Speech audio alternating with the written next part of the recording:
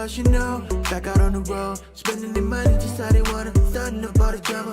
Police how they acting like they don't know that the legal system's a problem. Government wasting dollars, but we push through. I know we just stand together. Yeah, we push through.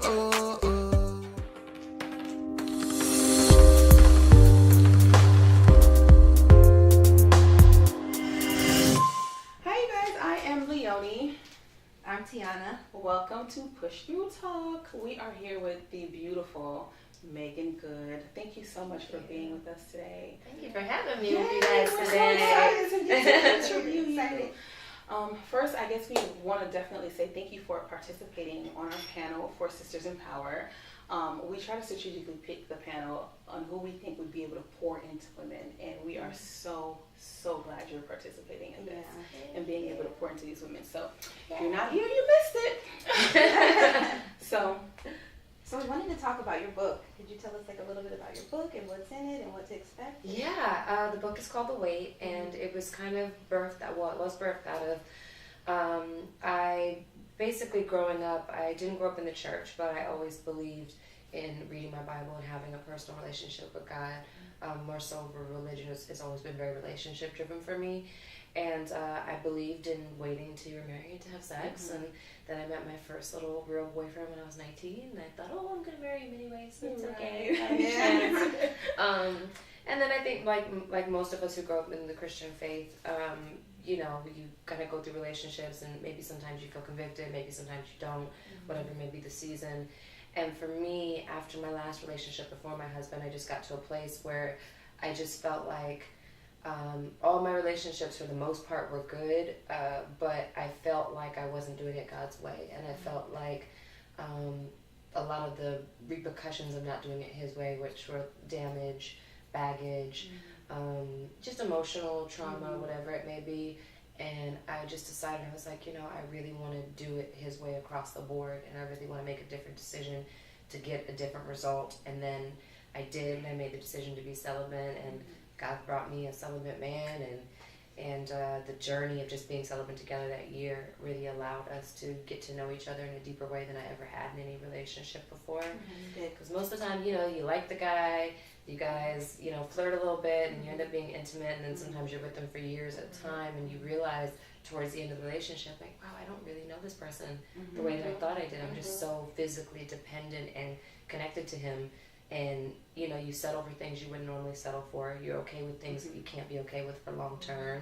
And you just find yourself in a position. And I think, for me, it always happened like every 2 to 3 years.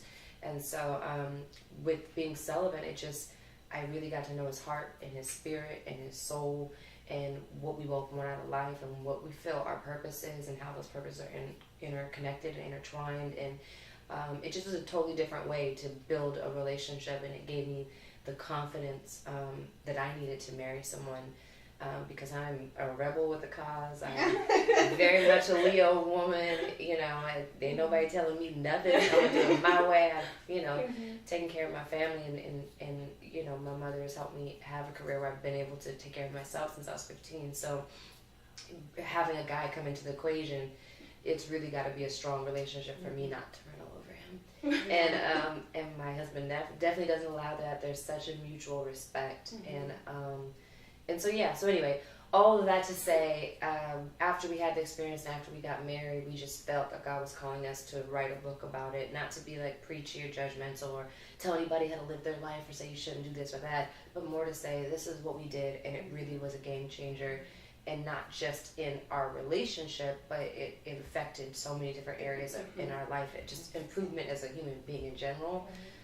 So that's how the book came about. And so it talks about that. It talks about how it's a blessing to do things God's way, because He understands that it's the hardest area, but also how it in turn affects every part of your life. What's interesting is you said that you were celibate and then met your husband. All this time I thought that you met your husband and then you guys decided to be celibate. So it's interesting that you came across that first and then that's so cool. Okay, so being that you were celibate and then got married and decided to have that experience with your husband, of course, was it hard in the beginning? It was harder for me than it was for him because he had been celibate for 10 years prior because he was in ministry and he was preaching. And when he first started preaching, between like 15 to I'd say 19, he, was basically had his first and second little girlfriend, and he felt like who he was on stage was not who he was when he was going home, and the conflict was tearing him apart. So he made the decision to become celibate, not knowing that he wouldn't get married till 11 years later. And then for me, I had made the commitment just a few months prior, and I was not doing the best job at it at first. But finally got it together, and around that time we started dating, and then we were celibate just over a year together. And it was hard at first because it's like in your mind this is the person you're going to marry, but at the same token it in some ways made it more doable because it was like there was a finish line. It's like, all right, I know it's coming, I know he's the man I'm going to marry, I don't know when we're going to get married, but I know that it's coming, and so why would I mess that up, and why would I cause him to fall when he's been obedient for 10 years? I don't want to be the cause of that. So even when it was hard for me, and even when I wasn't loving myself enough to feel like I needed to stick to my guns, I had the extra incentive of not wanting to disrespect him and what he had already done. That's Nice. Beautiful. That is so awesome. That's so Oh my beautiful. God. Thank you. Well, thank you so much. We really appreciate you spending your time here with us. Again, if you're missing Sisters in Power, you're getting ready to miss a lot. So don't forget to have faith, Be strong. And push through. Bye. We'd love for you to subscribe to our YouTube channel. All of the information will be in the description, so you'll be able to just click the link and follow us on YouTube, like us on Facebook at PushThru Talk, visit us on our website, which is www.pushtthrutalk.com, PushThru, T-H-R-U, talk.com. Send us in your questions. If you have any comments for us, leave them in the comment section on Facebook. We'd love to read it. Tell us what you're sipping on. That would be great. Did you want to add? I think you were going to add something too. Oh no, I just want to know what people are sipping on. If you want to contact us individually, and we'll feature it on our show. yeah, tell us please.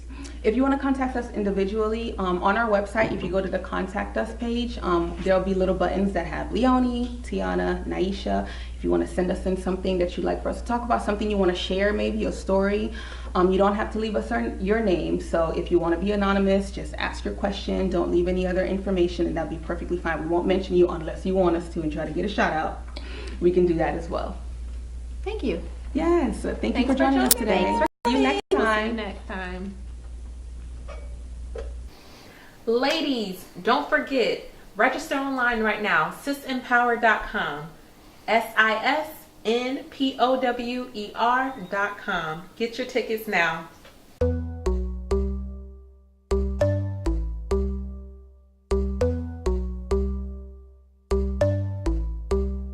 Who else you know? Back out on the road, spending their money just how they wanna. Starting up all the drama. Police how they reckon like they don't know that the legal system's a problem. Government wasting dollars, but we push through.